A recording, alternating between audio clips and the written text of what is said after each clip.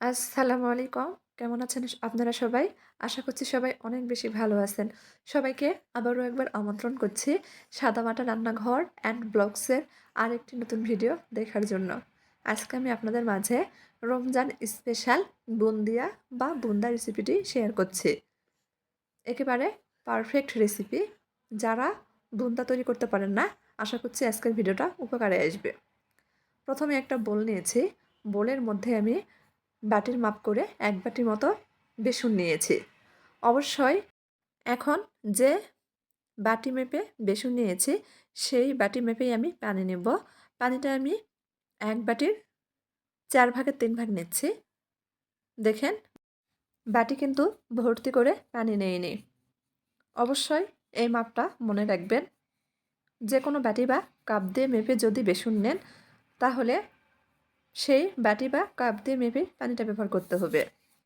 ১ cup বা ১ বাটি বেসনের জন্য কিন্তু সেই বাটি বা কাপেরই ৪ ভাগের ৩ ভাগ পানি ব্যবহার করতে হবে। পানিটা কিন্তু একবারে দেওয়া যাবে না, অল্প অল্প করে দিব। এভাবে হাত দিয়ে মেখে নিব। আমি প্রথমে হাত দিয়ে খুব ভালোভাবে মেখে নেব। আজকে বুন্দিয়াটা আমি কোনো রকম বেকিং পাউডার ছাড়াই তৈরি করব, শুধুমাত্র বেসন দিয়ে। আশা করছি যারা বাসায় বুন্দিয়া তৈরি করতে পারেন না, আজকের ভিডিও দেখে খুব সহজেই বুন্দিয়া তৈরি করে নিতে পারবেন। এখন খুব ভালোভাবে ব্যাটারটা ফেটিয়ে নিব। হ্যান্ড উইক্সের সাহায্যে ব্যাটারটা ফেটিয়ে নিচ্ছি, যাতে ব্যাটারের মধ্যে কোনো প্রকার দলা বা শক্ত ভাব না থাকে। স্মুথ ব্যাটার তৈরি করে নিতে হবে। যারা ভিডিও দেখবেন, আপনাদের প্রথমে অনুরোধ করছি, প্লিজ একটা লাইক দিয়ে পুরো ভিডিও দেখার চেষ্টা করবেন।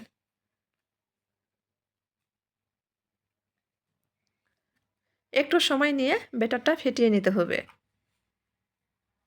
এতে করে কিন্তু বুন্দিয়াগুলো অনেকটাই ফুলকো ফুলকো তৈরি হবে।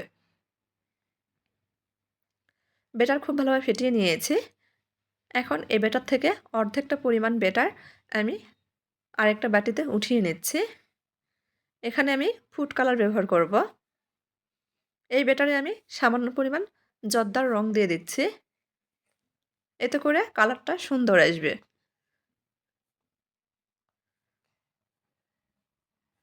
নেড়েচেড়ে মিশিয়ে নিচ্ছি।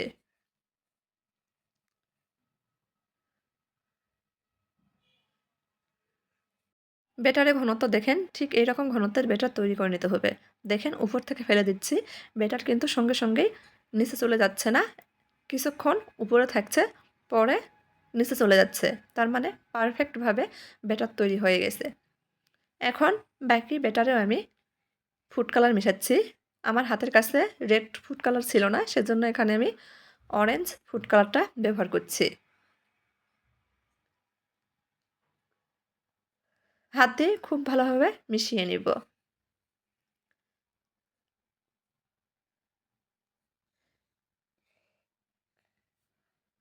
মিশিয়ে নিয়েছি। সাইডে রেখে দিব রেস্টে প্রায় ১০ মিনিট মতো। এই ফাঁকে শিরা তৈরি করব। চুলার উপর কড়াই বসে দিয়েছি। যে বাটি মেপে আমি বেসন নিয়েছিলাম, সেই বাটি দিয়ে ১ বাটি মতো চিনি দিয়েছি। দিয়ে দিচ্ছি হাফ বাটি পানি। এই শিরা তৈরি করার ক্ষেত্রে ১ বাটি বা ১ কাপ চিনি ব্যবহার করলে সেখানে হাফ পানি ব্যবহার করতে হবে।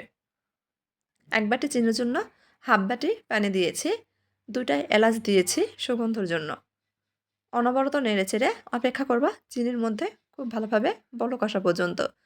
তবে এই শিরা কিন্তু একেবারে জাল করে ঘন করা যাবে না, সেক্ষেত্রে বুন্দিয়ার মধ্যে রস ঢুকবে না।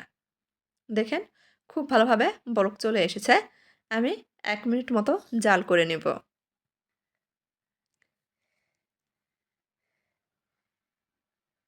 ১ মিনিট জাল করে নিয়েছি। এখন এর মধ্যে লেবুর রস দিয়ে দেব প্রায় ১.৫ টেবিল চামচ মতো। এই লেবুর রস দেওয়ার কারণে কিন্তু শিরাটা আর জমাট বেঁধে যাবে না। এখন চুলাটা বন্ধ করে দিব। ঢাকনা দিয়ে ঢেকে শিরাটা রেস্টে রেখে দিব। এদিকে প্রায় ১০ মিনিট পর ব্যাটারটা আবারও একটু ফেটিয়ে নিচ্ছি। আমি 2 ফোন থেকে ভিডিও করছি, সেজন্য কালারটা হয়তো একটু কম বেশি আসছে। সবাই একটু মানিয়ে নেবেন, ক্ষমা সৌন্দর্য দৃষ্টিতে দেখবেন। বুন্দিয়া তৈরি করার জন্য ব্যাটার একদম তৈরি। চুলার উপর আগে থেকেই হাই হিটে আমি পর্যাপ্ত পরিমাণ তেল গরম করতে বসিয়ে দিয়েছি। তেলটা কিন্তু খুব ভালোভাবে গরম করে নিতে হবে। তেলটা ধোয়া ওঠা গরম করে নিয়েছি। বুন্দিয়াটা একটা ছাঁকনির সাহায্যে তৈরি করব। সেজন্য এখানে একটা ছাঁকনি নিয়েছি। দেখেন ছাঁকনিটা কিন্তু তেলের থেকে বেশ উঁচুতেই রেখেছি। কোনোভাবে ছাঁকনিটা কিন্তু ঝাঁকানো যাবে না। ছাঁকনির উপর আমি বুন্দিয়ার ব্যাটার দিয়ে দিচ্ছি। দেখেন বুন্দিয়ার ব্যাটার গরম তেলে পড়ার সঙ্গে সঙ্গে কিন্তু ফুলে উপরে ভেসে উঠছে। আর সবগুলো বুন্দিয়াই কিন্তু একেবারে গোল গোল হচ্ছে। যদি ছাঁকনিটা ঝাঁকাতাম তাহলে কিন্তু টেরা-বেঁকা হয়ে যেত। অবশ্যই লক্ষ্য রাখতে হবে ছাঁকনিটা তেলের বেশ উপরেই বা উঁচুতেই রাখতে হবে। আর ছাঁকনি কিন্তু কোনোভাবে ঝাঁকানো যাবে না। আর এই বুন্দিয়াগুলো কিন্তু একেবারে কড়া করে ভাজা যাবে না। সেক্ষেত্রেও রস ঢুকবে না। দেখেন আমি কিন্তু একেবারেই নাড়াচ্ছি না। বুন্দিয়াগুলো কিন্তু গরম তেলে পড়ার সঙ্গে সঙ্গে উপরে ভেসে উঠছে। কয়েক সেকেন্ড নেড়েচেড়ে ভেজে নিব। একেবারে কিন্তু মুচমুচে করে ভাজা যাবে না। কয়েক সেকেন্ড ভাজা হয়ে গেলে তেল ঝরিয়ে উঠিয়ে নিব।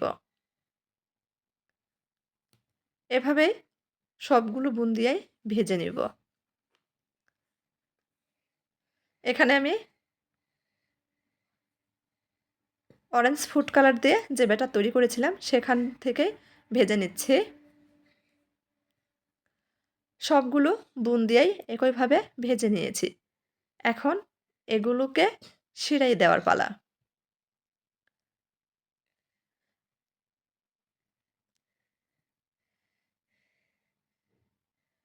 এদিকে শিরাটা ঠান্ডা হয়ে গেছে।